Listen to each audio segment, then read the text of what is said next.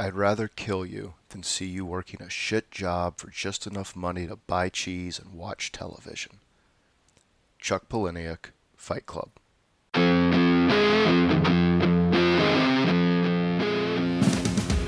Hello, I'm Kennedy Weibel, And I'm Rebecca Capone.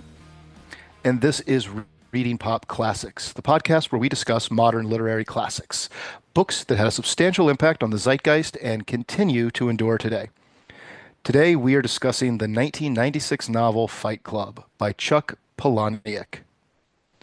This was Palahniuk's, how do you say that name? I say Poloniac. Palahniuk.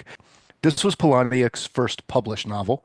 The first one he wrote was Invisible Monsters, but publishers turned that one down for being too dark. This book, Fight Club, was mostly well reviewed when it came out, but it was at the time just another totally fine, mostly well reviewed novel. Didn't make a big splash until the movie came out in 1999. And while the movie was a box office flop, it became huge on DVD and video. And in 1999, both Invisible Monsters and Survivor were published, putting Palahniuk at three novels. And now he's got 19 published novels, three nonfiction books, graphic novels, adult coloring books. He's published short stories, and he is currently just living as a working novelist. He has a forthcoming novel, Shock Induction, that is meant to come out soon. I don't know. We're not a publishing industry podcast, but it's coming. Um, I suppose I could look it up. Okay. It's coming out October 8th. So by the time you're listening to this, his 20th novel will be out. So, Rebecca, to start, tell me, did you see the movie first or did you read the book first? It's interesting that you asked that because I have actually been trying to remember that because both of those were what year did the movie come out?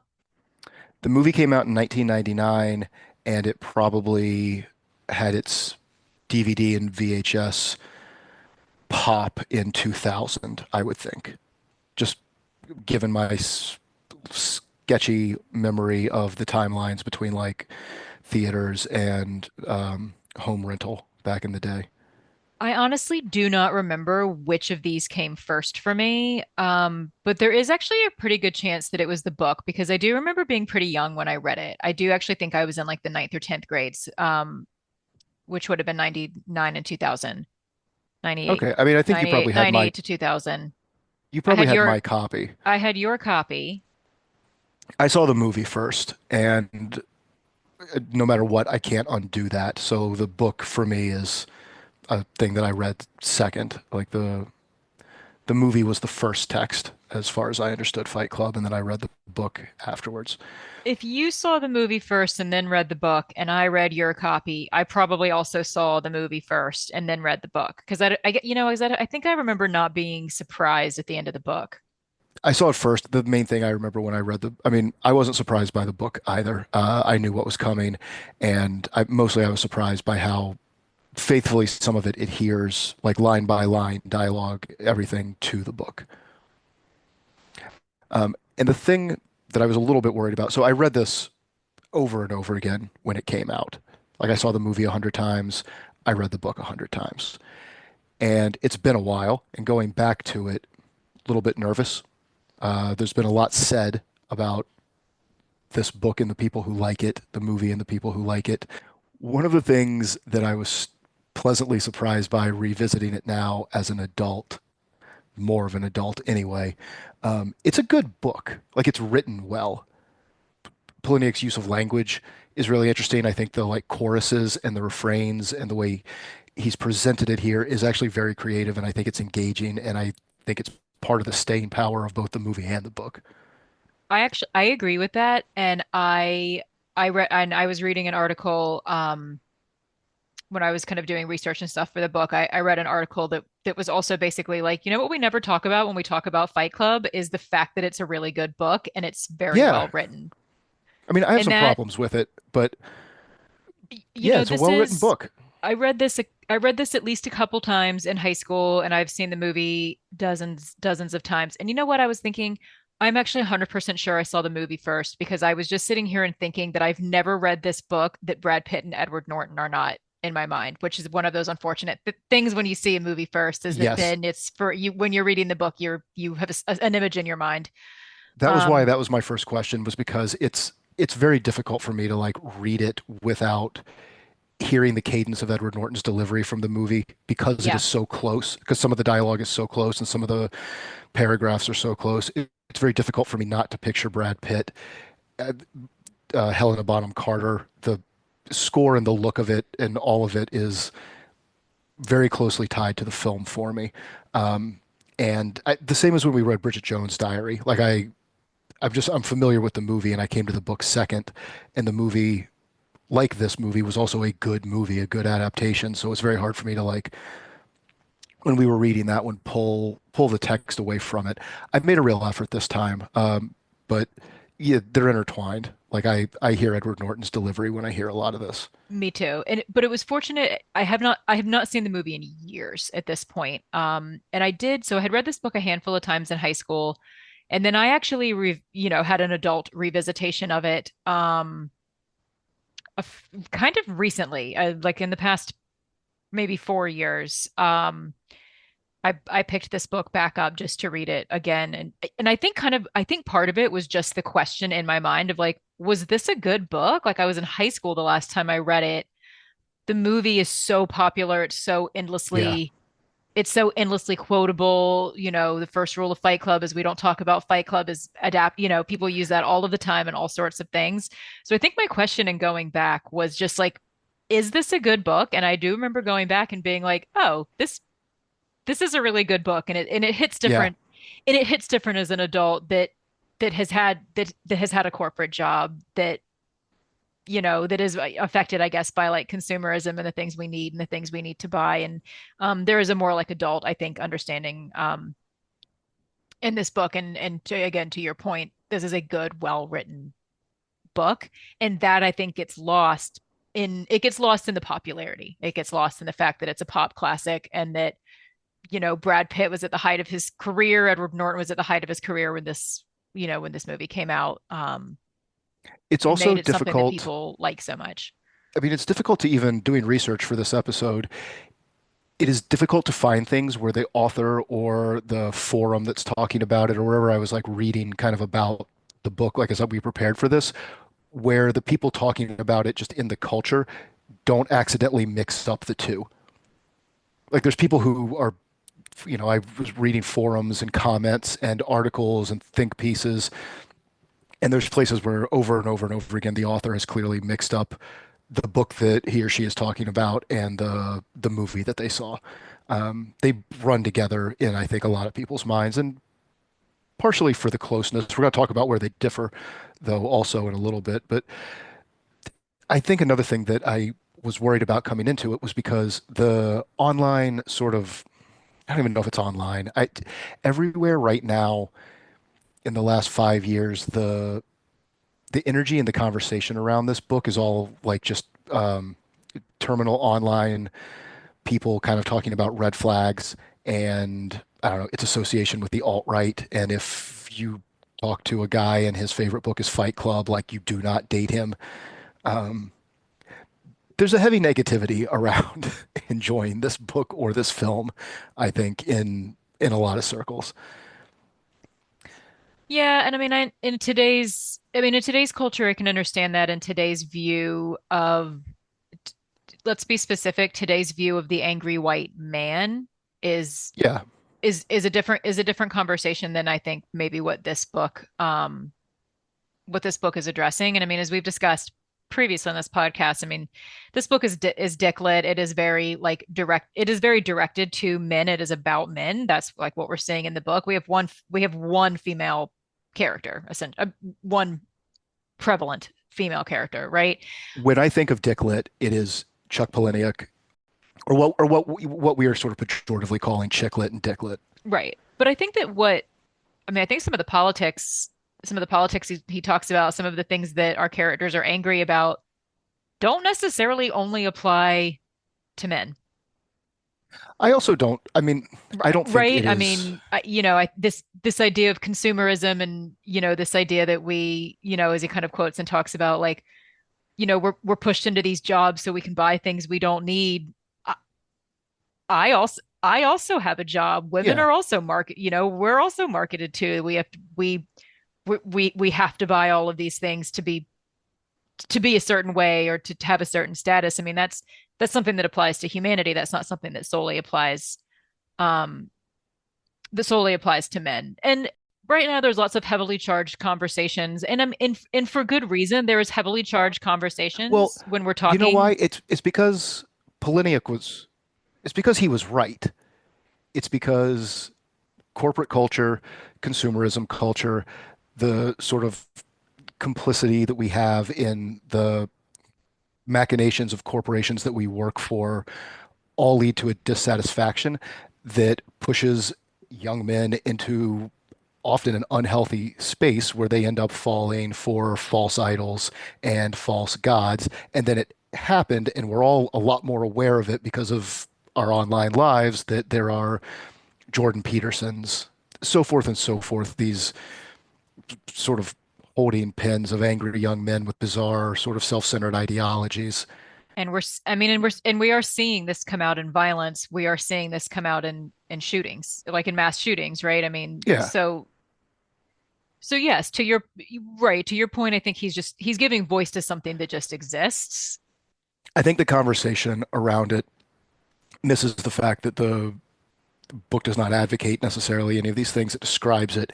It it's right, and it also existed before this book came out. And I don't want to give, I guess, too much air to this because I don't think it's super interesting to blame art for the, I don't know, the ancient behaviors that are embedded within us that have always existed, and to be like, oh, Fight Club's what made these alt-right manosphere people. It's not Fight Club. Like there are people in Christian churches who read the Bible, guys who are just sort of like, oh, it says right here that women have to like bow down to me. It says right here that I'm the most important person in my household, not my wife. There's a million. Those people are like that no matter what. And whatever you put in front of them, they are going to draw the thing from it that appeals to the innate sense of sort of douchebaggery that Agreed. So, lives within ladies, them. if you're out there and you're on a date and some guy's like, I really love the book Fight Club, dig a little deeper. What does he like about it? Does he just like Chuck Palahniuk? Was he Yes. just in high school when this book and movie came out and became a huge cultural zeitgeist? Like maybe he also really appreciates the writing, but dig a little bit deeper. It might not be a red flag. You might have just ended up with somebody that reads. And if you're listening to this podcast, probably you like to read, and there's only so many of us out there these days. If he tells you that he really likes Fight Club and he is a very big devotee of Jordan Peterson and that he has always enjoyed the podcast of Joe Rogan and his thoughts, and everybody's really giving Elon Musk too much crap at the moment, and that, men's rights are a really important thing that we don't talk about enough and everything gets overshadowed by women's rights, Collectively, collectively, that is a red flag. red flag. Just Fight Club, that's just a, Not sure I that's a don't even know if flag. that's a flag. Tells me that he reads. I think something that's interesting about this book is that this is a book for people who don't read. We were talking about how much we like how we think it is well written, and I do think it is well written. I have a couple little examples here of some of the language that I just think is great. When he's talking about landing on he talks about flying a lot. He's talking about when the plane lands, and he mentions the staccato of 100 seat belts snapping open. And there's another part where he's talking about the support groups that he goes to, where he says that everywhere there's the squint of a 5-day headache. The staccato of 100 seatbelts snapping open, Hmm. when I read it, I hear the sound of being on a plane. I know exactly what that sound is. The squint of a 5-day headache is such a different way of describing the look of someone who is ill and who always feels bad. And I also know what that looks like. Like I know it immediately. There's another one. He's thinking back on when he peed on the Blarney Stone. You leave the pub in a stream of men, walking through the beaded, wet car silence of streets where it's just rained.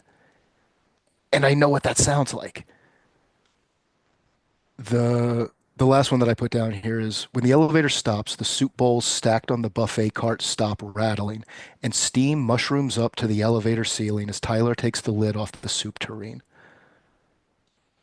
All of these are just really well, like really great turns of phrase. The steam mushrooms up to this elevator ceiling, the soup bowl stacked on the buffet cart stop Hmm. rattling. Like I hear the sound before that stopped. Like I know that look when you pull that silver cover off of a thing and that little plume comes up. I think all of that's just unique, interesting, well written, and engaging. And this is still at the same time a book. Your friend who doesn't read books might read this book and love it. Not just read it. They might read it and love it and like read other You know, it's Polaniak his books. writing is really direct and matter of fact, and so is the story. Our listeners know that Yeah. while I think that there are books that are worth being 400 and 500 pages, but you and I appreciate a short, snappy read. And I mean, for me, he packs a lot. He packs a Girl, my issues, my My edition edition is is barely over 200 200 pages. yeah, is 204 pages. Um, nope, Love okay, it. 208 It's great. including the little afterward. Um, his writing is direct. He's not pussyfooting around. The story moves. The story's not stalling anywhere. The story's not lagging anywhere. It comes right up. The end comes right up. We're not digging around. We're not left like we're not finishing the novel being like, well, why was this in here? What did this have to do with anything? Maybe we didn't need um that like diversion.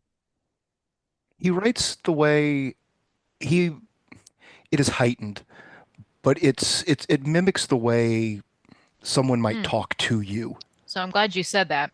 It mimics the inconsistencies, the repetitions where people repeat themselves, like the way that you might tell someone a story or the way you might hear one told to you is the way he writes. And obviously it's he finagles it and finesses it to be readable, but that's the like tone and voice that in this one at least he that really comes through. Um, so it's interesting that you said that because an article that I was reading, it was in the Guardian.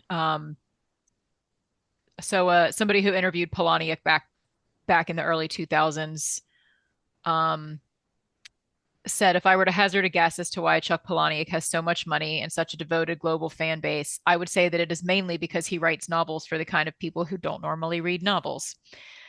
So I thought it was funny that you said that. And Yeah. then Palahniuk himself is quoted as saying, I like to cut to the chase.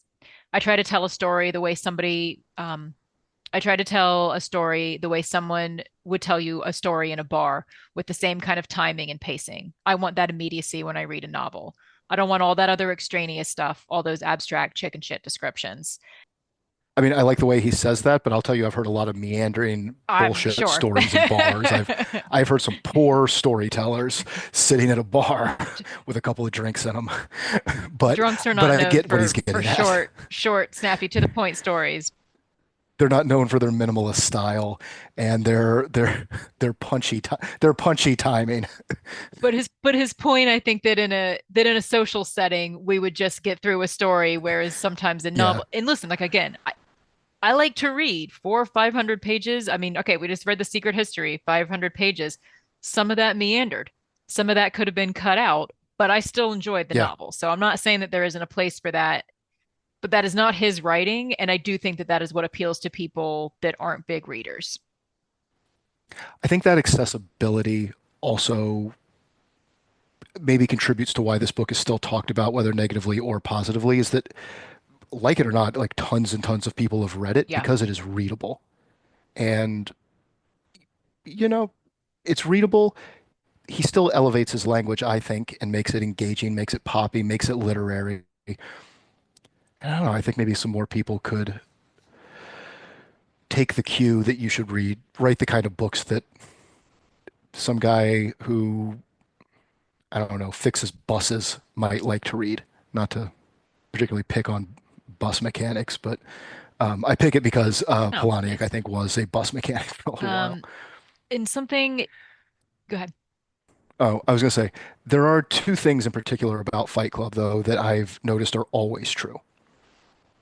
One is that anyone who is doing a podcast like this one, or writing an article, or a review, or a think piece, feels compelled, almost unstoppably, to do a A riff on the hundred rules of Fight Club. percent. The first rule of podcasting is you don't Mm-hmm. talk about like that The kind of article thing, that or I the was just the article I was just reading quotes from, the headline is a riff on the first rule of Fight Club.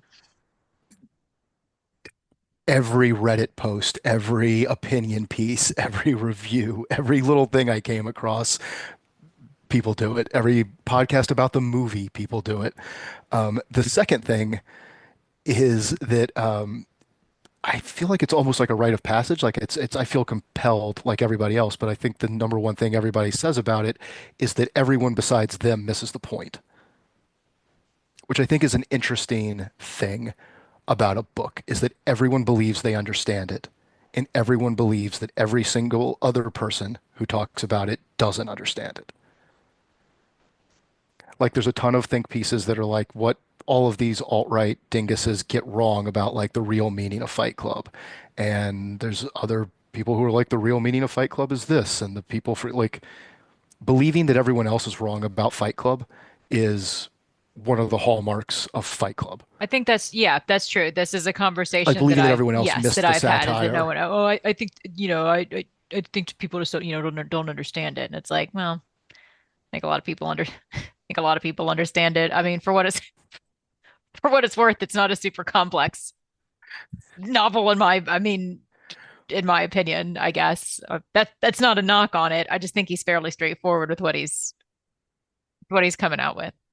But there's something interesting about the fact that everyone thinks they have the take on it, and that everyone else who talks about it is missing their take, which I don't know. What does it say? It says that it is deeply personal to everyone who reads it.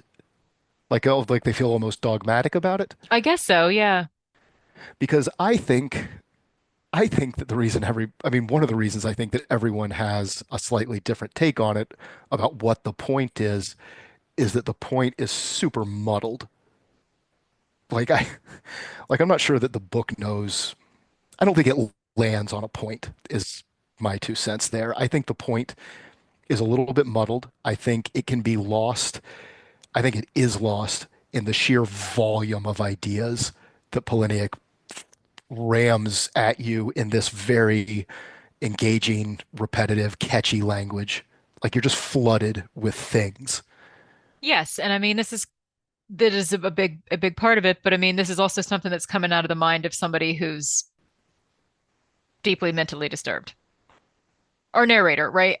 Right? I mean, you see, do you see what I'm saying? Like, I mean, yes, but that is a completely valid take that like this is a book that is pointing out like the shallowness of material culture, the dangers of what can happen, like gives you, but whatever, it's in the text, it's not wrong. But I don't know, the like the emptiness of corporate culture is also there within the text. That's not wrong either. The childishness and the emptiness of like mischief and anarchy as a solution to your problems as an adult is also there within the text. The absentee father playing a damaging role in the men of the mhm. country overall, that men are letting down men over and over and over again, and men continue to let down men, and then those men go on to just let themselves and other people down, also creating this pattern within the text, and also a completely valid read on the book. The I don't know. I read Palahniuk himself saying that it was a romance, and I feel like at this point he's just kind of trying to find things to say about it because I don't feel like that one's. But it's a stretch, but Well, fine. It's there. The Tyler narrator romance and the three-way sort of love triangle with I'll read you a Marla, quote, Tyler, and the narrator. I think it's thin. and Hit this is me. towards the end of the book. I know why Tyler had occurred. Tyler loved Marla. From the first night I met her, Tyler or some part of me had needed a way to be with Marla. Just saying.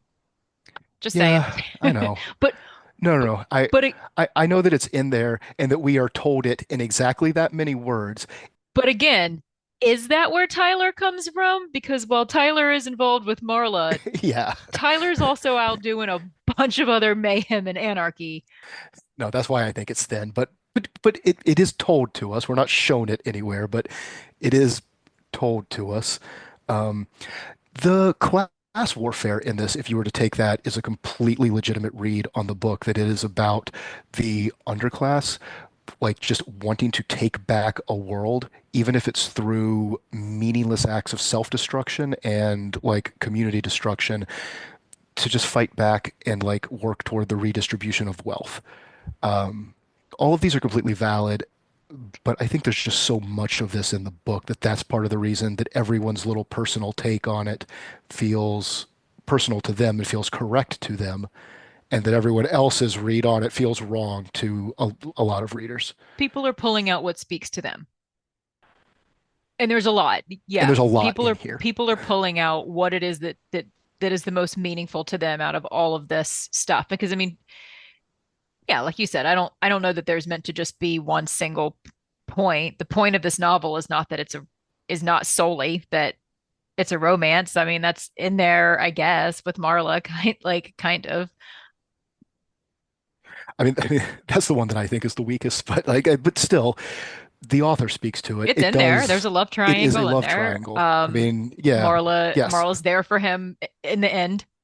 She's there for him through the whole book, but I mean, she's there for him in the end. He has some appreciation of her, towards the end. And the book is often billed as a satire. I think that's accurate in my I think opinion. so. Yes. You think so? I think it's meant to be over the top and chaotic. And I think I think that's on purpose. I think the reading of it as a satire is the strongest around work, right? Around the like one of the complaints of the narrator, one of the ongoing complaints about Tyler is just the emptiness of their jobs and the sort of like bullshit dead end work that they're doing, mainly Tyler. But I guess also when our narrator starts working at the Pressman Hotel and so forth, that these are empty and meaningless and they're dead end and they're not going anywhere. And like it's not what we were sold as like a life.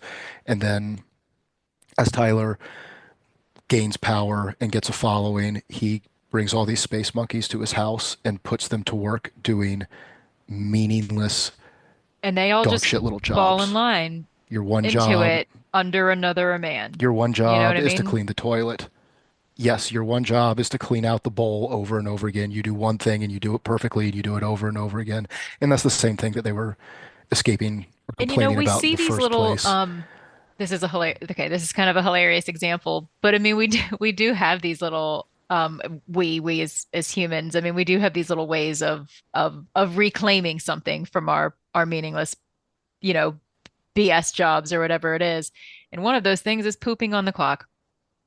People who purposely want to just take their time to be Yeah, like, I go to that's a work, I do my bowel movement on the clock because I want to be paid for it, and that's a way I will take some of my time back, right? And you and know, you could read this entire book as an these guys extremely are violent heightening yeah, of that these guys are particular peeing in act. soup, you know what I mean? But I think that's the satire is because we do have, I mean, because people do feel this way. People do have these little angers and these little anarchies and these little ways of reclaiming something or trying to put a little kink in the system in a way that maybe just makes you feel better.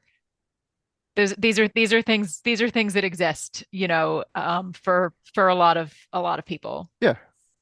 Do you want to go into our categories and do the Bechtel test? I wanted to bring up there's a couple of things I want to talk about first. One of them is that just something I wanted to point out. This is another book that starts at the end. Oh, that's true. So like Little Fires Everywhere, The Secret History. We've seen this. I mean, that's obviously that's just I mean, obviously it's just a writing mechanism. I mean, it's not something special, but it's, it's come up a few times in our podcast. So again, this is something that this is again just like a novel that starts at the end. We It's start inverted. with him on top of the building with a gun in his mouth, with Tyler having a gun in his mouth. Um, and we work backwards again. So I just wanted to kind of point that out. Um, when he's talking about, and then just like there's just two other little notes I made, nothing big. So when he's talking about his apartment being blown up, and he's going through and he's just like listing all of his like possessions, all of his, belongings. Um, we all have the same Rizlampahar paper lamps made from wire and environmentally friendly unbleached paper, minor confetti. All that sitting in the bathroom. The Alley cutlery service, stainless steel, dishwasher safe, the Vild hall clock made of galvanized steel. Oh, I had to have that. My favorite is the yin yang table for no reason. But my note on that, and again, just because we've kind of done this little series kind of around, not around, well, I guess sort of around Bret Easton Ellis, but that to me was just sort of like the anti Bret Easton Ellis, because he loves to list designers and belongings and that kind of thing, and this guy's just Yeah, blown all of his up. So my note for that was just like it's like the anti Bret Easton Ellis. I like that. It's like it's a funnier riff on the like clearly Bret Easton Ellis adores name brands and Right. adores talking about them and likes having descriptions of those things, and this is done purely Exactly. in disdain. Like it's absolute disdain for these name brand things and these designer His life affectations and was little just too bits of complete, furniture. was just too perfect and complete, so he had to go in and blow it all up. Um, I think that's also like a piece of like the satire to it is that like he's bored. so he goes in and creates all of this like anarchy. Yeah, he's just bored. He has a boring job. Yeah. he's gotten all of this stuff. He has this boring apartment that he spent filling with things. And I don't mean to underplay that because like I do think the like I think the like being disaffected by the modern condition is actually a legitimate thing that everyone experiences, whether they want to admit it or not, or whether they think that Fight Club, is overstating it or whatever their opinion is that like, but it is just that he's bored. Like we keep hearing about the that his job as a recall coordinator makes him complicit in the like the death of many, many people, the knowing that these people will die, that they will have birth defects of their children will have birth defects, that they will get cancer, and that they don't do recalls because it's not cost effective. But that isn't why he's upset. He's Agreed. bored. Like, like that's like he even has a line, which I mean, like, it's kind of like the explaining sort of the silly thing that caused all this, where he's telling Marla, he says, I was tired and crazy and rushed, and every time I boarded a plane, I wanted the plane to crash. I envied people dying of cancer. I hated my life. I was tired and bored with my job and my furniture, and I couldn't see any way to change things, only end them. It's it's both the sort of satirical indictment, I guess, of what all of these buffoons end up doing running around this town, creating mayhem, as they call it, and creating boring jobs for themselves, men who are not creative enough to see beyond wanting change, right? I don't like this and I want to And change then it. without being able to like take the action and the power to like, well, like, right. I don't like this and I want to change it. But then you have to think about like, well, to what? How To am I what? going to There is no change it, and answer to what the am I to going to what. change it Yeah. to? There's a part where Tyler's talking about Project Mayhem, and he says it's going to save the world by forcing humanity to go dormant or into remission long enough for the Earth to recover, which sounds like a very left-wing, I don't know, save the Earth kind of thing you would expect, like lots of people to, like, that's cool. But then he says, you justify anarchy, you figure it out, which is like, oh, you just need to find a way Right. to justify doing these things, which he follows with, yeah, that's it. He's like, you justify anarchy, you figure it out. Like it's always make something better of the world. I'm making finger quotes as I say that, but it's non-specific. Like they never explain what the better world is, except this vague, like, you wear leather clothes and Right. hunt. You could You're go gonna be fucking hunting hunting now. elk around Rockefeller Center is like it was one of the things, right? Like be, be, because the This is 1996. right, You could because go like the Earth, hunting today. because you've You can go destroyed hunting the humanity. But like if you destroy humanity, then like the humans left are gonna have to figure out how to rebuild humanity. That's what literally every single movie, TV show, and book about humanity being destroyed and some people being left behind is about, is like banding back together to a community and rebuilding yeah. civilization. We need some of this stuff. I It, it's also though it's not even a goal that is gone. It's not like they want to bring back the dodo or they wish I don't know, medieval values still existed. They could just go hunting in whatever You could state just they go live live in. off the They could grid. just go hunt. People That's do it. yeah, no, totally doable. It's a thing that Canada, they could Alaska, these easily places go have lots do. of space and like you could just go live off the grid somewhere and be out of all of these things and be out of all of No, this commercialism and all of these things that you don't like. But that's a really, I really like the way you said is like these are people who want change and they're not creative enough to like actually make it happen. So right, like yeah, I couldn't see any way to so change they come things, to the Paper only Street end Soap them. Company where like on one hand of things, it's funny that you're stealing fat that has been like sucked out of rich people and then putting into soap and selling their Yeah, own fat asses back to them at a premium. That is that is funny. that's another one of those ideas though that you could be forgiven for being like, that's the point, is the like the what what like image culture has us doing to ourselves and be completely justified in being like, that's Right. the point of the book. But like but I mean, yes, like if I were to I'm going to quit my boring corporate job and I'm going to go make soap. No, that the I think that's like leans into like what makes this satirical is that like that it is just boredom. They don't have a good reason, and they're also not chasing something that doesn't exist. They could go do the thing they want to do, like Yes, and kind of tomorrow. leave go into the woods, have your fight club, go hunting. It's all it's Yeah. totally achievable. Um Um, and I think it's also interesting that like that they can't do it. Like they like to cut to the very end when like the people are whispering to him in the psych ward, like, we have plans. The plan is still going. I'm sorry, you didn't do it yet? right. It's How still come in the it's planning why isn't stage? this done? Like, you Yeah. fools. Yeah.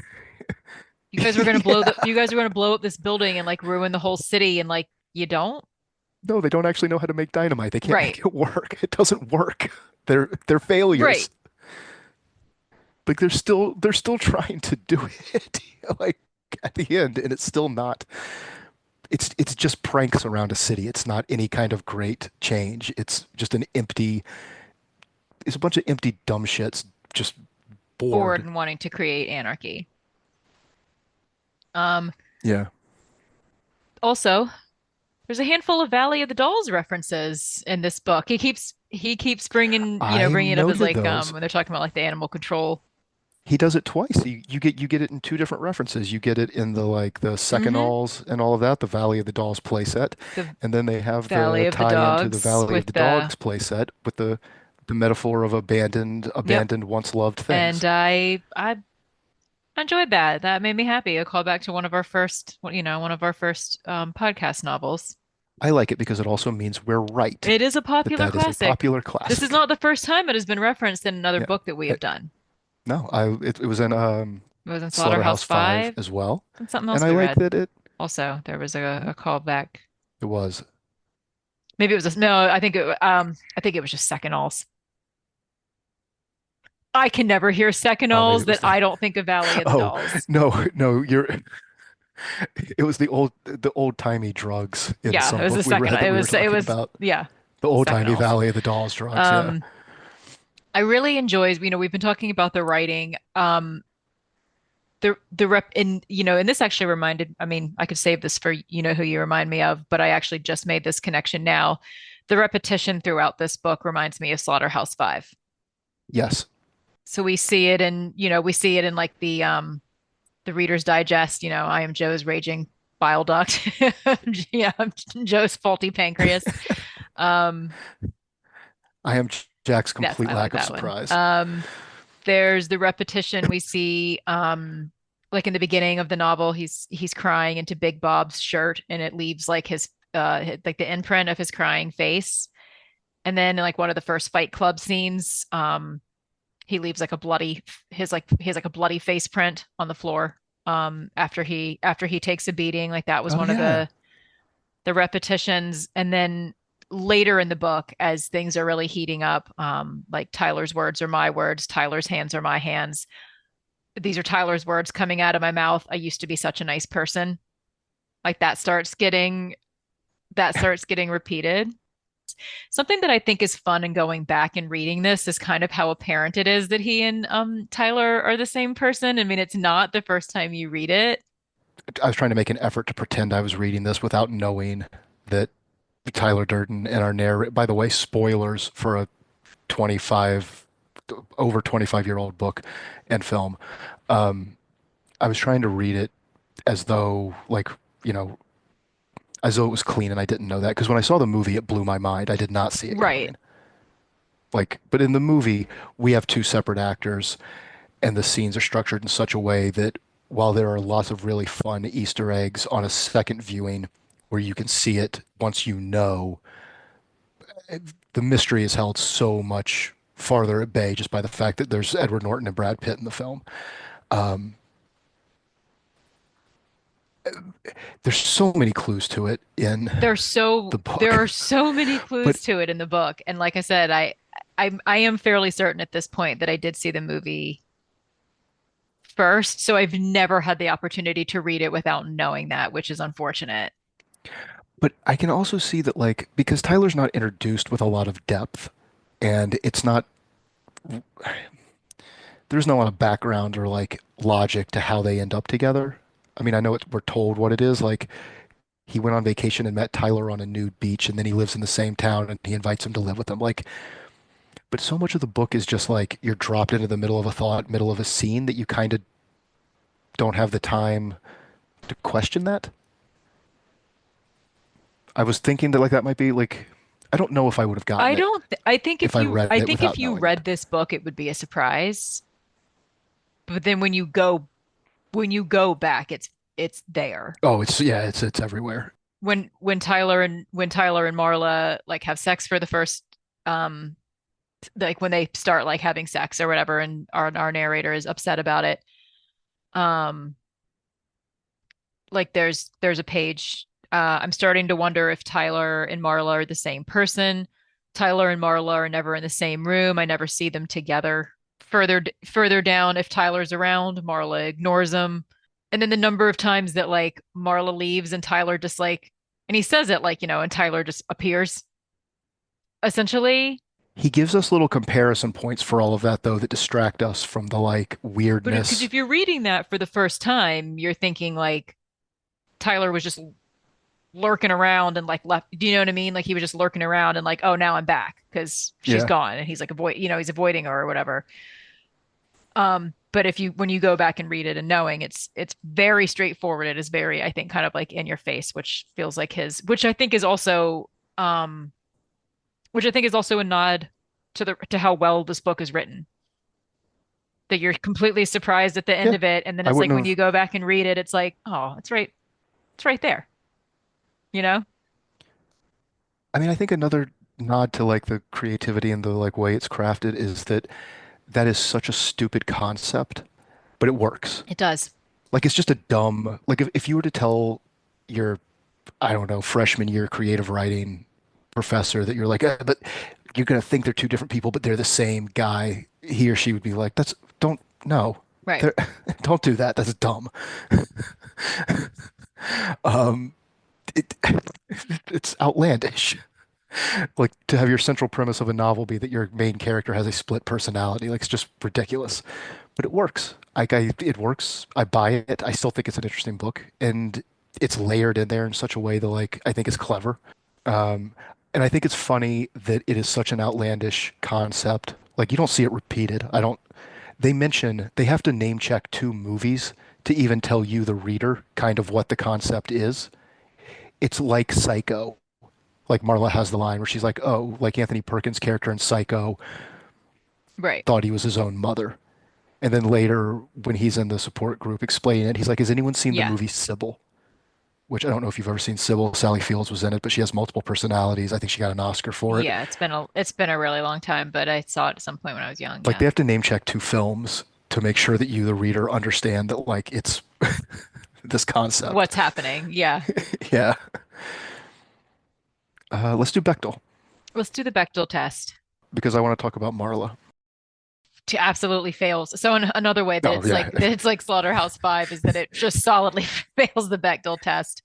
absolutely does not I even went pass. back to look like in the support group scenes, like I went back to be like, well, like okay, so like so there's like little Chloe, but like no, Chloe doesn't have a conversation with anybody. Her sister comes to tell the group that Chloe dies. And I was like, well, maybe like is Marla in the room? Does Marla say anything about that? Like, no. The only I named there's Chloe, Marla, the waitress or the sous chef or whatever from the like perfume scene. Right. Yeah. There's a female in that scene, but I think everyone else in the room is male. She The doesn't talk to the wife. She doesn't the talk to the wife of hostess. the no, the wife of the recycling liaison who gets killed at the murder dinner party. But she doesn't No, I'm just those are the only those are the women in only the book, women in the book, even in general. Yeah. And like they're not and two of them don't have names. right. One of them's just a wife, just a sous Yeah. chef. Yeah. Um, Yeah, I guess one of them doesn't have a name. The woman, I can't remember what it is, but the woman at the perfume scene they name her. That's how you know she's a woman. But but I mean, I think she's just the hostess. Oh, she might get named. Her no, husband names her. in the kitchen crew, I mean, Oh, yes. I sorry. Yes. there's like there's Tyler, another waiter, a dishwasher, and then like the cook is a lady. She has a couple of lines She has she a gets to couple of speak, lines, and but this kind like of that yeah, she's referred to as a she. she does get a name. I'm just saying she doesn't talk to another. No, it doesn't pass. It doesn't pass. Um, but we do have a but I mean, we do have a very interesting female character in Marla. We have an interesting female character in Marla, and I think there's a take on this book that like at one point Tyler is talking to our narrator and he says something about like, we're a generation of men raised by women and I don't think another woman is what we need. And then there's this complete lack of like female characters in the book outside of like Marla as our other character, but that looks a lot like misogyny, sounds a lot like misogyny. And usually if something looks and sounds like duck, it's a duck. But the Tyler's suggestion that another woman is not what we need, I think, is like proven completely false on purpose by the text because these dudes complain about their father. They complain about their bosses who are all men. All of the conflicts, all of the people that they murder, all of the people that they're upset with, all of the people that are like actually like drag are all guys. There are no women and there are no women for them to complain about. And the only thing we're kind of told that either of them want is Marla. Tyler wants Marla. The only thing they want is a woman. Pretty much. Yeah. Like we're told anyhow that Tyler wants Marla, and our main character does in fact like Marla, which is a distinction between the book and the film that I think is done better by the book. In the movie, at the end, where he's sort of like, I realize I've come to like you. Watching the rest of the movie, you're just sort of like, when did that happen? Because You there's absolutely no point in no, this we when you like Marla. you see it in the book more. You see them spend time They're together. You spending see him go time out of his way to together. be kind. You see her grow on him and him go out of his way to be kind to her and be caring for her feelings and her emotions when he goes over to do the breast exam. Hmm. That's the point where he starts being nice to Marla. And you see that like it's an actual a developing relationship between the two of them. The movie does what the book does with Tyler and Marla and just tells us like, I like you. Like, oh, you do? That wasn't in any other Yeah. part of this film, but Yeah, okay. that's fair.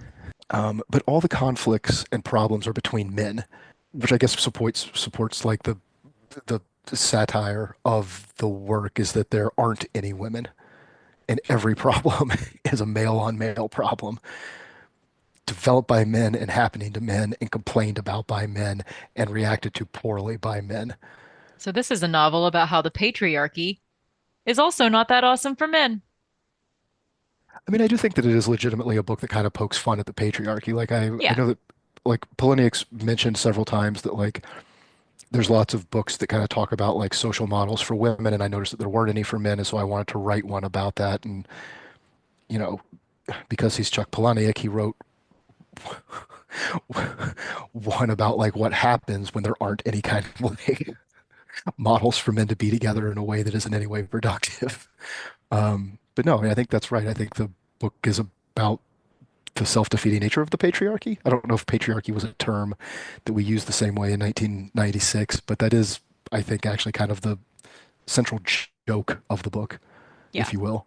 Yeah, and that is interesting that like that is interesting your point like we could look at this as misogyny and like we on our the beginning of our podcast we were talking about some of the present day conversation around Fight Club, but it is interesting to like take that step back and look at it and like yeah, all the problems in this book are between men created by men and if and affecting men. There's kind of one bright spot for our characters and it is Marla. At the end of the book, the only person that he wants to talk to Is is Marla. Marla. Like the book ends with him desperately wanting to hear a woman, which is not to say that Tyler is not misogynistic. He is. And it is not to say that there are not misogynistic characters and stuff within the book. There are. I just, but I think the book overall is deliberately focused on men and kind of how dumb that is. And I think it's funny that it ends with, because his doctor is a man, I think, like the other Yeah, guys who work at the psychiatric ward who keep being like, we're still working on the plan, buddy. This plan that isn't coming to any kind of fruition. right. And he tells us, he's like, the only person I wish would call me who can't is Marla. And I wouldn't hang up and I would ask her to tell me every little thing, tell me everything that's going on. Like he wants a female voice desperately, and that's how we end. Let's do 1 stars. You may not be shocked to know that the perhaps the predominant one is that this book is ugly, mean, twisted, and far too dark. It is supposed to be a satire that does a bad job of conveying that, that it is dark and amoralistic with no intellectual heft to justify that darkness or amorality. Things that are like sub bullets of this is that Tyler is a domestic terrorist. Um, the viewpoint is childish and sophomoric, leading to dumb macho violence, which I suppose all checks out. Yeah, I can't, I mean, we've just had conversations about how everyone feels that they know the true meaning. Lots of people feel that they know the true meaning of this book, right? And what we've talked about is like, well, there's a lot of ideas in this book, and people who like it are picking out what is meaningful to them and what they're seeing in this book. And so some other people are reading this book and seeing it in a different way.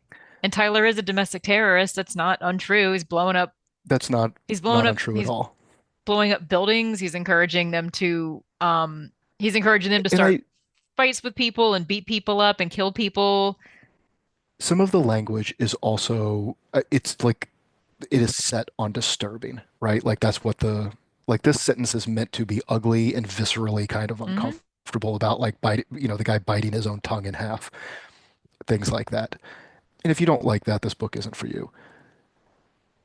That the violence is childish and sophomoric and dumb macho violence. This guy's bored and he starts a fight club so that like these guys can beat up on each other to feel something. I can see how that's easily dismissed, but like I think the fight club works the same way that like a hunger strike works. Like it is the like a hunger strike only hurts the person who is doing it really, but it is a defiant act that shows that you are able to control one thing about yourself in an uncontrollable situation. Hmm. It is a desperate way of taking some sort of power back, and that's why people do it. That's why it works when it works, I suppose. It's a recapturing of the only thing you can control and trying to use it as a means of power in a situation where you are helpless. And I think that's what the fight Club part of it is, right? That, like I feel this way about my job and my life and my stupid couch and the like sort of promises of grown-up life that I thought were really heavily sold to me and everything everyone told me, and it's just this empty thing now where like I have to like, get haircuts all the time and like buy stuff and like worry about ads.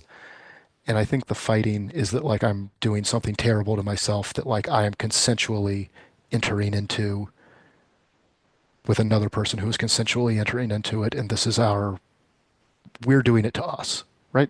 Yeah. Is that a reach? No. That's what it No. is, right? That's what the like. I think, I mean, listen, I think so, but that's our interpretation of it. Well, like that's the part of the book that works, and then when they move into Project Mayhem is when it becomes stupid, and even our narrator thinks it's stupid, and like the where it becomes dumb. But like the initial part is like, do you remember like 8 years ago No, I when mean, and everyone was doing those tough mutter competitions? yes. Like you work in an office all day, but on the weekends you go to a field and you climb over a wall and you crawl through mud and you run a 15K while someone throws bricks at your ankles, and then you, I don't know, box, whatever those things were. Yeah, no, Like that I'm was because the thing with the that's Fight a more Club above too is line it version of is doing the same thing, right? To feel something right. Because the thing close. with Fight Club is like people are you're knowingly entering into this. It's volunteer. I'm volunteering. I want to sign up and fight somebody knowing I might lose, right? Yeah. Yes, And I'm that's choosing to feel this and do yeah, this. and I think that's fine. And then yes, as we get into Project Mayhem and these other things, these are affecting other people. It perverts the original idea because Project Mayhem impacts the innocent. And like while there's a little bit of it directed toward like a little bit of class warfare, they also go to a Denny's at one point where like the narrator has to tell them like don't clean food. He's like, oh, the lady shouldn't order the clam chowder then. And like Denny's ain't serving the rich. It is not Right. known as the like dining hotspot of the 1%. Like that's the average schmo is eating. I'm eating at Denny's. Right. People who don't have The people who don't have a lot of money and are also working these dead-end jobs and are unhappy with their lives and struggling to pay for things they actually legitimately do need are also eating at Denny's. Yeah, that's the like meal out for like someone who like works for a living, like for real, and these idiots are like fucking up their grand slam. Yeah. Or yeah, I think the uh, Grand Slam is at Denny's. I don't have one near me, so I've not eaten at one in a long time.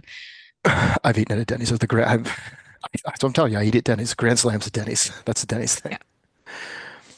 Yeah. Second most popular is that the writing style is unbearable and unreadable. The repetition, the punctuation, the sentence structure. And as you and I talked about a minute ago, it reminds us of Kurt Vonnegut. Like it's pulled, the repetition is pulled from like what, like the Greek chorus. It has like a classical like Yeah. reference point to it. That just Vonnegut does it in all of his books, I think, but most famously, of course, Slaughterhouse-Five. that's just I mean, that to me is just a matter of personal preference, I guess. I mean, someone else I guess is not enjoying this this style of writing. I disagree with that, but I mean, I mean, it's also brilliant for the longevity of the book. It's so quotable and memorable because of those things. I don't like stream of consciousness writing. That to me is like it's Mm. difficult for me to read and I don't get super into something that is written that way. It is not that I think that is bad writing. I just don't I like don't it. understand how they edit it. I struggle to wrap my brain around it and I struggle to stay like in a story and I struggle to stay with the writing when it's just the stream of consciousness is not something it's just not something I enjoy. So I feel like if you don't you can just not like somebody's writing style and not want to read it. I mean, again, I think I don't you and I don't agree with that. I like the way this book is written. I think it is legitimately good. I think it is legitimately creative, and I think it is striking. And I think it serves the longevity of this book, the quotability of this book, and I think that's a very difficult thing to do while also making a book that is accessible to people who like feel outside of book culture or don't like to read or weren't raised with an appreciation for it to like be able to bring them in while still also writing well. I think that's very difficult. Agreed. Third one, controversial. The movie was better. I loved the movie. I got the book because I loved the movie so much, and this book is crap, but I love the movie. It's so much better. You love the movie because it has Edward Norton and Brad Pitt, and it is just legitimately a good movie. It is. I mean, I think the movie, I have a couple problems with the book, and I think that the movie fixes the things that I see as problems with the book. Um, like, so this is a problem that I have with all of Polaniak's books that I've ever read, is that there are just these nonsensical things in them. The problem with them being nonsensical is that they are knowable of what they actually should be. What I mean is that there's lots of them. There's one on like the second page where he's like, you know that saying, how you always kill the ones you love? That's not a saying. There's a saying, you always hurt the ones you love, but you always kill the ones you love, not a saying. And everyone knows it's not a saying because it's a saying. And in the movie, they fix it. They say you always hurt the one you love. They say it right. I don't know why it's wrong. I don't know why the cigarette burns, which are knowably wrong, are in there. I don't know why in chapter 6, our narrator is running the slideshow for a demo for Microsoft because he's a recall campaign coordinator. I They aren't actually doing, also wondered why it was for Microsoft. there's all, every one of his books have these ridiculous, but knowably ridiculous. Like, you know that they're incorrect. It's not like if he were to tell us, like when he's telling us that, like, if you mix fucking whatever, potassium nitrate and phosphorus and sawdust and cat litter together to make dynamite. I don't, maybe you can lie about something like that. And as a reader, I don't know. If you were to tell me that on the International Space Station, they have to use the bathroom upside down because of the way the toilets are, they always have to be at an upside down angle to make, I don't know that, maybe. He always does it with things that are completely knowable. There's a point in the book where they light birthday candles with the push-in cigarette lighter of a car. You were alive when those were a thing. Can't light a candle. You can't No, light a candle with that. That's not how no, that and works. it's a knowable thing that you can't do that.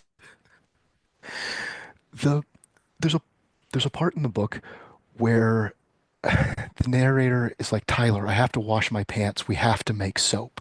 We have to make soap so I can wash my pants. You don't have to make soap to do that. You can go buy soap. And on the same page, they send Marla to the store to buy lye flakes so they can make soap. She could have just bought the soap. Yes, the movie fixes these things. In the movie, they're just making soap because that's what we're doing tonight. That's what Tyler does for a job, and that works fine. There's no reason for it to be wrong in the book. Just So like you agree with this? You agree with this one-star poster? I don't. Do you think the movie is better than the book? mm, I guess I think of it like Bridget Jones' Diary. There are parts of the movie Bridget Jones' Diary that I think resolve things that are messy in the book. I think when we talked about Bridget Jones' Diary, I mentioned that in the book, one of the things that I really liked that stood out to me was that we very early on we get this sense of Bridget standing up for herself against Daniel on a date that doesn't go right. Like, we hear from, like, she's not a flighty twit.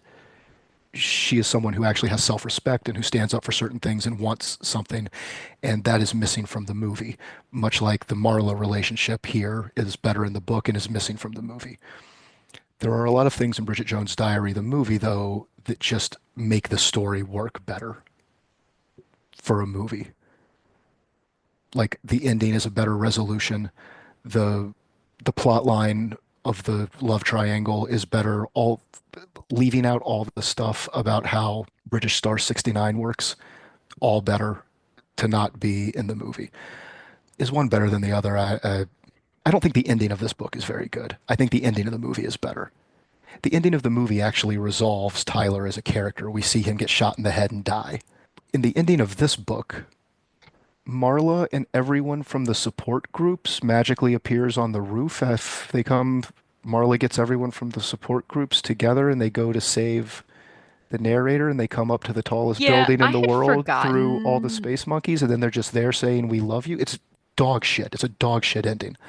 I had also like forgotten that and read it and was like, this is the end of this book? No, yeah, the end. Like, I And when I read this a couple years ago, it also shocked me then too about being like, but this, but everything in this has been so good and like anarchical, and now, yeah, and now there's this. I was also like disappointed by that. I think like the last 20 pages of this book are bad, and I think I, th I The my the movie ending is better.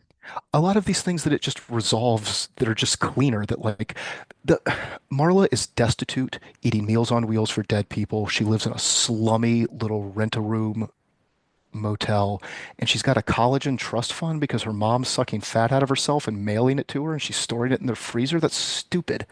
It doesn't make sense. She doesn't have any money. She's dirt poor. She's going to get filler. In the movie, they just cut right to the medical waste facility. We just steal fat from the liposuction clinic. It makes more sense. It's funnier. It's a better point. It goes better with the like themes of the book and the film. The movie resolves a lot of these problems, I think. And these are problems that exist. I've read, I don't know, 4 or 5 of his books. These problems exist in every one of his books. In Choke, for example, there's a thing where he's like on every flight going around the country. There's people just waiting in the airline bathrooms to have sex. It's a whole thing.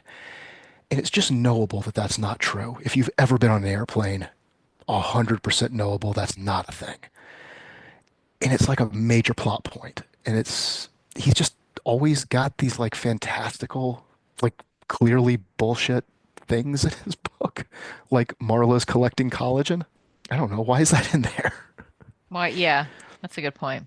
So I don't know if I think the movie is better. I don't know if I don't even necessarily like to think about it in that way. I like the book. I like the movie. It's not important to me that one defeat the other one in some way.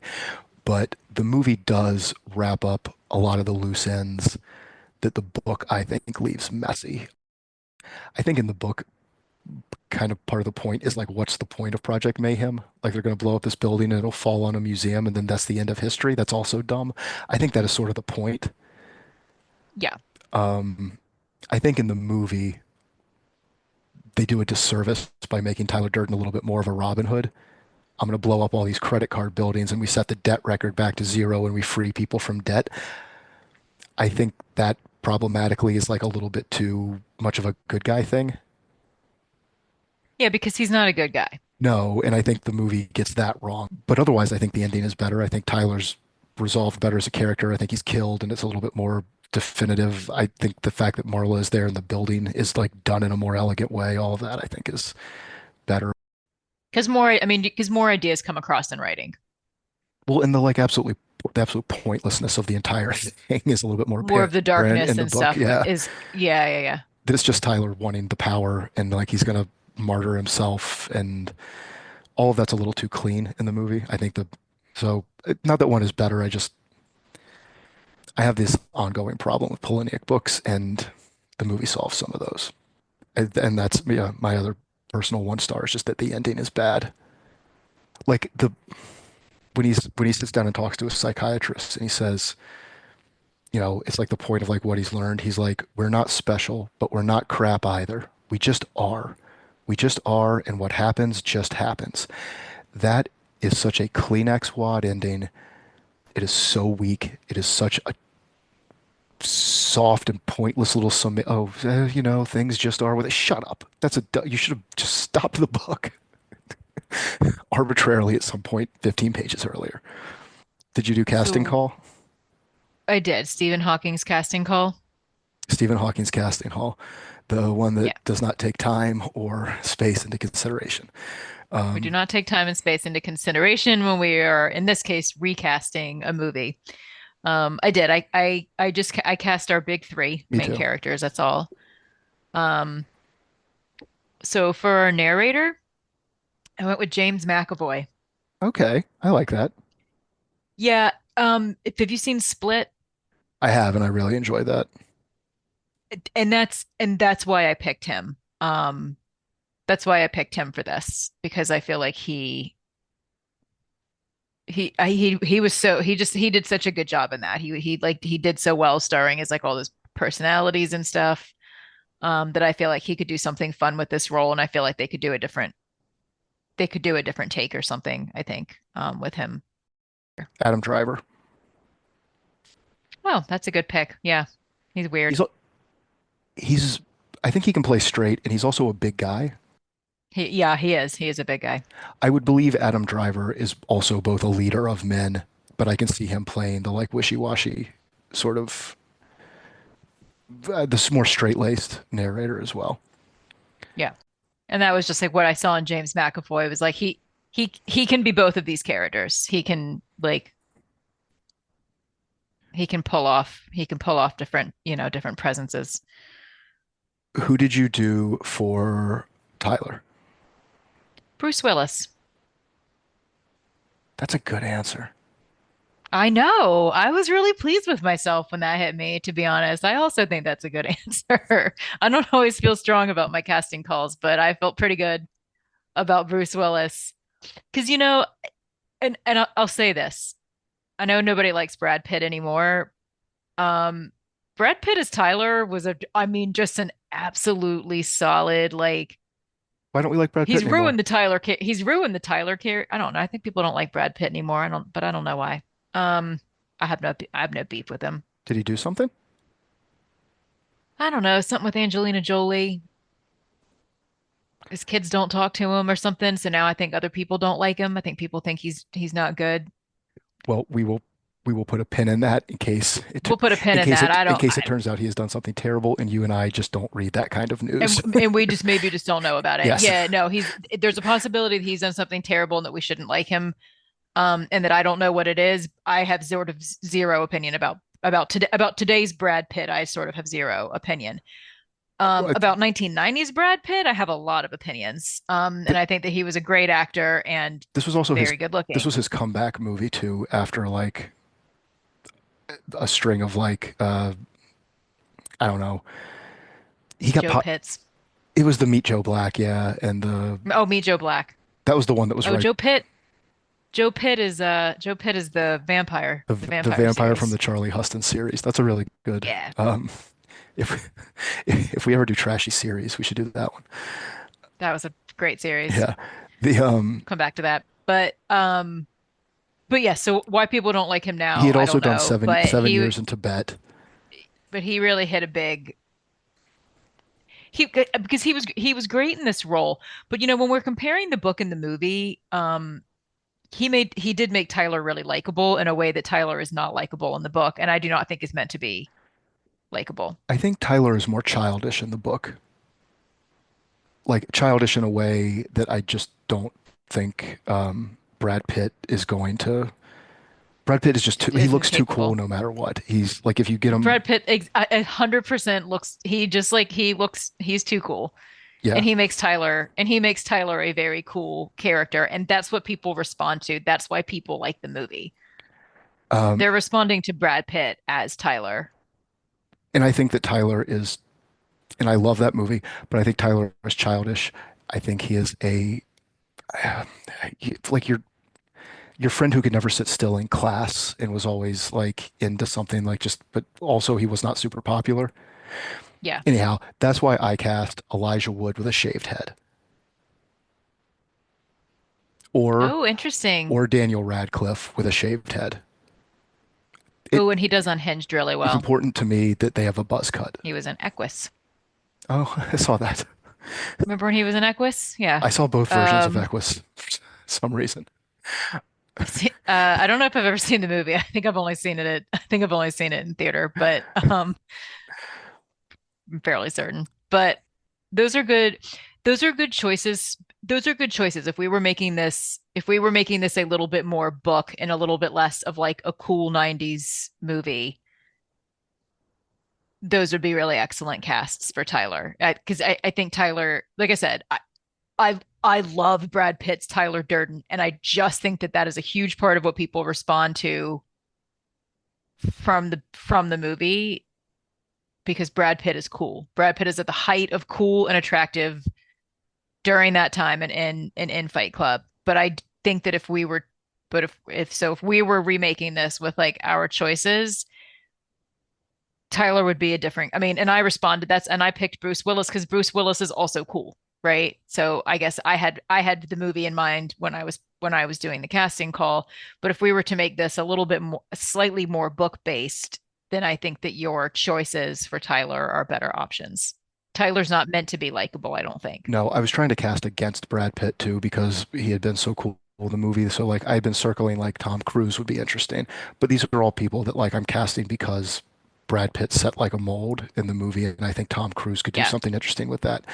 And one that I was circling that was also, which is why I picked like just twitchy nervous energy versus like Yeah. cool and smooth.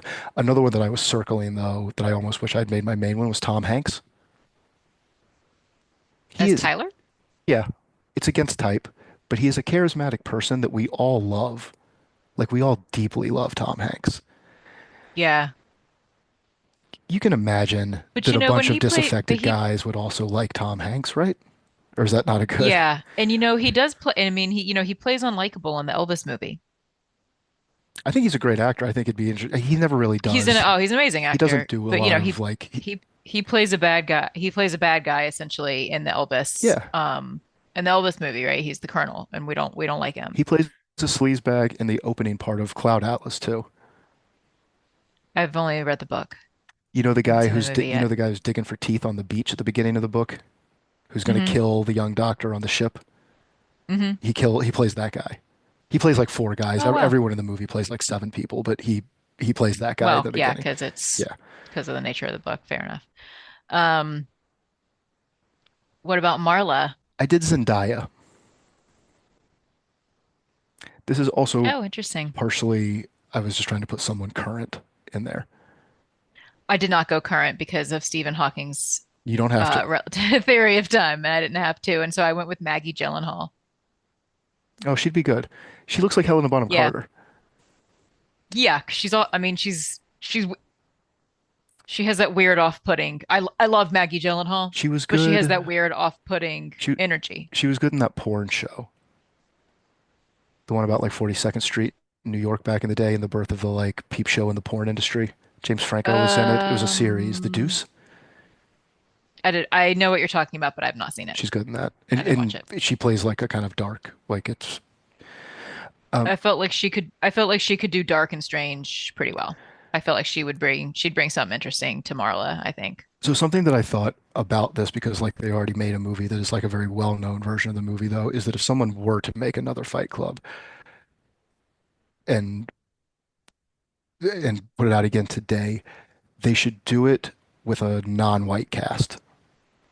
It doesn't matter what the non-white is, but it would be more interesting to see the read of this kind of energy and anger and disaffectedness and I don't know, reaction to American culture through the eyes of black characters, Mexican characters, any kind of Hispanic characters. I don't, Ecuadorians, anyone's fine. Asian. Like I think this book, if you're going to Indian. Indian, if you're going to make it now again, since we've already got a version, and you're going to explore it in a way that is actually like saying something new about this take, because the book is so vague. I think we get the sense that the characters are white because the author is white, but it doesn't particularly matter. Like It doesn't. there's nothing in the book No, that it's not specified in there. Yeah, we think of them as white because the author's white and because we've seen the movie that stars two white men. I mean, he might also That talk I about like that. he That might talk is, about like pale dipped in. I think he's got some descriptions that do indicate that they are white, but like Lakeith Stanfield plays Tyler Durden. Uh, Keke Palmer is Marla, whatever the like that's how I think if you were to make it interesting I and do think that give it I do something. think that could be an interesting. That would be it would be it would be the only way to remake this. I think so because I mean the David Fincher it doesn't help that David Fincher went on to become one of the like paragons of cinema. Like it's if you're gonna remake a movie of one of the most famous American directors, like you gotta Right. you need to do something else. You can't just It's got to be different, and it would be an interesting read for this to not be about white men, and I think it would change some of the narrative I mean, unless they are going, around it. yeah. It would change some of that like current conversation, I think, around it if we were to look at this um through a different lens, No, I think it makes it like, a different like racial lens. Yeah, that's interesting. I don't think you have to change a lot of the like, I think it makes the work more interesting and like the same, like those 2 dozen ideas that are packed in here that we talked about that like make, everyone thinks that everyone else is misinterpreting the point. You've just got so much to work with that I think that's the most fun way to redo it is, you know, um, Hassan Minhaj is in it. What did you do for You Know Who You Remind Me Of? So so because we've done that this little series, starting with Bret Easton Ellis. I mean, I think that there are callbacks. I think that some of the you remind me of is Bret Easton Ellis and Joan Didion. I think those are some interest like I think those are some kind of authors that are similar. Um, and then we talked about Vonnegut, like with the repetition, and Vonnegut's writing is also direct. Slaughterhouse Five specifically is again, it's a novel that absolutely fails the Bechdel test. It is also it is a male novel. I mean, again, Both of that these one does are. not have the that one does not have some of the misogynistic like undertone that we've discussed a little bit with Fight Club. It's just a book about men, so therefore fails the Bechdel. But the writing I felt like was similar, and again, like just that concept. But then I also went with Hunter S. Thompson Oh, that's interesting. in terms of I feel like his writing style is also very like direct and sort of matter of fact to the point. Mine is blank. I wouldn't have thought of Vonnegut if you hadn't said it, but Vonnegut is the one, now that you say it, where I'm sort of like, I see that. Slaughterhouse Five is is kind of specifically, I think, what it reminds me of. I see it now that you've said it in Slaughterhouse Five and Breakfast of Champions, the like episodic nature of it, the fact that the scenes kind of start in the middle and are sometimes not tied together until later, the callbacks back and forth, the very slippery use of narration. Like this book goes back and forth from first person to second person, Right. and it's done well. You almost don't notice it, but like the breaking of the rules when it comes to like who our narrator is and how we're being told the story. And this is like a lot of Vonnegut books, almost a book that seems to know it's a book. It seems to know that it's telling you a story. And um, but I couldn't think of it. I can see forward. Like I read a book a year or two ago called Black Buck about a young black guy being an SDR in corporate America that I see a lot of like Poliniak style trickling down to this like young author who wrote this. Um, I read a book called The Atmospherians that feels very much like a poor redux of this, um, which is also kind of about men in the same way. Uh, and even Otessa Moshfegh, how do you say her name? Otessa Moshfegh. Otessa Moshfegh. Um, in my year of rested relaxation, I see maybe the best synthesis of like, what is it? It's like before I read this, I didn't know that you could do some of the things that he does in this book in a book. Like I didn't know that some of these rules were allowed to be broken. I didn't know that you could necessarily format something this way and make the voice like this. Oh, my year of rest and relaxation is the book that I read that seems like like the author, and I don't, this may come as a surprise to you. I'm going to say it anyway. I don't know Otessa Moshfegh personally. She's never talked to me. She's never spoken to me. But, but that is the book that I can feel like she read this or read some of his work and like synthesized some of the cool ideas in here into her own style the best. And like I feel like I see like an influence in that book in particular. Both its subject matter and the way that it tackles the subject matter and like the sort of like the wild like narrative journey that book goes on that like is not at all what you expect. But otherwise, I have a hard time thinking of anything that is like this. I really had to dig. I mean, Vonnegut is the one that like lands the most, like as like you said it, but even it's still not exactly like that, but it seems the closest distant Yeah, cousin. and even then it was really just in the writing style. It was in like the repetition and just sort of like the direct writing. And then again, like I said, in terms of Slaughterhouse-Five being an incredibly male novel, Yeah. in that it's about men, Well, it's about World War II and it's about World War II and the men and the men specifically that were in it and how they were affected. There's very few females in the novel. This they, is also a book about yeah. men, and there's very few females, in the novel. But I had to dig for the same reason that I didn't it didn't readily lend itself. And like I said, I mean, Bret Easton Ellis and Didion were in my head just because we've kind of done this series starting with Bret Easton Ellis, writers that he's known, influenced by, associated with, and then sort of some of that like nihilism, and that humorous nihilism kind of pulling through this little series that we're doing. So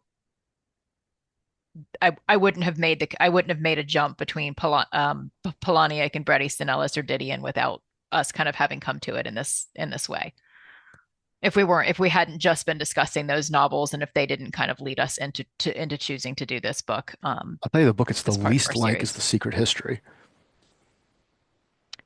Yeah, these two books I got nothing they got nothing in common. No, a practiced minimalism and a very practiced ele elegaic um like Maximalism. maximalism, yeah. Did you do quotes? I have one, two, three, four. I have four quotes. I have I have four. Can I go first? You can kick us off. You go first, yeah. This is one of the ones that always comes up, but it still strikes me as funny every time I hear it. I don't know why, but I've always liked it. I think it's just such a funny thing to say. You are not a beautiful and unique snowflake. That- That's it. That's the quote. The first time they say it in the book, I laughed out loud. And in the movie, it's just that panning shot where Tyler's like eating an apple and he's got the bullhorn and they're working in the garden. He just goes, "You're not beautiful or unique snowflakes." And I just think it's a funny thing to say to a person. Um, that is, That's my only cheap, often quoted one. The rest are better pulls, I promise. I mean, it's a good line. Um, so my first quote, our narrator is talking about his father, and he says, "Me, I knew my dad for about 6 years, but I don't remember anything. My dad, he starts a new family in a new town about every 6 years. This isn't so much like a family as it's like he's setting up as it's like he sets up a franchise." That is something I've remembered from this book since I was from like being in high school, is that concept. Because I do think that's He also pulls it through. He pulls it through to like the fight clubs get set up as franchises all over the cities. Mhm. Tyler is father. Tyler is the replacement for God. Tyler is the replacement for your boss as the replacement for your father. Goes around, he abandons our narrator Yeah. and goes off to set up other franchises. And he goes, yeah. So I like that he pulls it through. And then, yeah, I just like that's, there are these types of people or fathers in the world, right? And so I just kind of like that this isn't so much like a family as it's like he sets up a franchise. And I don't know, that's something that's always stuck with me um Um, throughout the years. my next one is a little long. I'm going to do it anyway. Um, it's it's early on in the novel, and he is describing Chloe, the woman from one of the support groups, the one who dies. He's describing sort of what it must have been like as she died, like what it is like to live with one of these things and to Mm-hmm. die. And it starts at night. Chloe ran around the maze of her own collapsing veins and burst tubes spraying hot lymph Nerves surface as tripwires in the tissues. Abscesses swell in the tissue around her as hot white pearls. The overhead announcement, prepare to evacuate bowels in 10, in 9, 8, 7. Prepare to evacuate soul in 10, in 9, 8. Chloe splashing through the ankle-deep backup of renal fluid from her failed kidneys. Death will commence in 5, 4. All around her parasitic life spray paints her heart. 4, 3, 2. Chloe climbs hand over hand up the curdling lining of her own throat. Death to commence in 3, in 2. Moonlight shines in through the open mouth. Prepare for the last breath now. Evacuate now. And I pulled that one because it is, I think that example we were talking about of like how this is well written. It's sad, it's creative, it's on point for like the thing that, I don't know, the sort of unknowably difficult thing to have this like thing inside you killing you as you try to fight against it. I don't know, burst tubes spraying hot lymph. All of that just was the first time I read it, that whole little section about, you know, the soul evacuating the body as like you wind down and finally die was struck me. And it's one of the things I've always remembered from the book. I actually only have one more quote. And it's just one that I thought was funny, to be honest. Coming off of yours, this is just one I thought was funny. My boss at work, he asked me what I was doing about the hole through my cheek that never heals. When I drink coffee, I told him I put two fingers over the hole so it won't leak. I like that. It's just like it's such an impertinent answer. I actually love how much we talk about the hole in his cheek Yeah, throughout the book. I love that he always refers to it as a butthole. yeah. Um, I love how much we talk about that hole in his cheek, and that is just a line that really made me that just makes me laugh. I only have one more too, actually, and I also have a funny one after that long one about Chloe dying. Um, it's our narrator moaning about his situation, and he says, my wish right now is for me to die. I am nothing in the world compared to Tyler. I am helpless, I am stupid, and all I do is want and need things. My tiny life, my little shit job, my Swedish furniture. I never, no, never told anyone this, but before I met Tyler, I was planning to buy a dog and name it Entourage. This is how bad your life can get.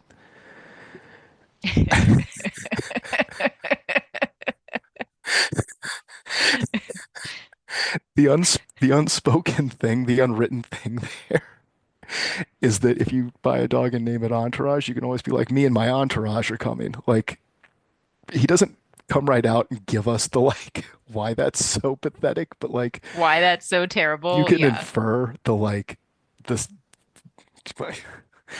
you know, the commonplace cleverness that brings you to name a dog Entourage. That sort of Hmm. like joke 2 million people have thought of. Yeah, Uh, that was a good line. all right, so that was Fight Club. Would you recommend it? I would absolutely recommend Yeah, that people go through and read the book because I think a lot of people have seen the movie, and I think it's nice to know where it comes from. I would recommend that you read it and enjoy it, and you could probably skip a lot of the internet's hot takes and reviews and think pieces about it. And if you've heard that it is, I don't know, problematic or a red flag book, you should consider that it is not the fault of a piece of art, that there are some people out there who cannot mentally metabolize a narrative and points of view and things in the proper way. So yeah, I would also recommend it. What are we doing next? So speaking of Otessa Moshfegh, we're going to kind of conclude our run of humorous nihilism that we've kind of been doing since starting with Bret Easton Ellis and sort of moving forward and moving through his circles. We are going to conclude with my year of rest and relaxation. Nice. I like that book. Me too. I'm excited to talk about it. All right. And as always, please like or subscribe to our podcast wherever you happen to listen to it. If you have questions or would like to suggest some books or, I don't know, correct something you think we got wrong, you can write to us at readingpopclassics.com. You can follow us on Instagram at readingpopclassics and tune in next week. Not next week, tune in whenever this next one drops. It'll be a minute. We have to read a whole book.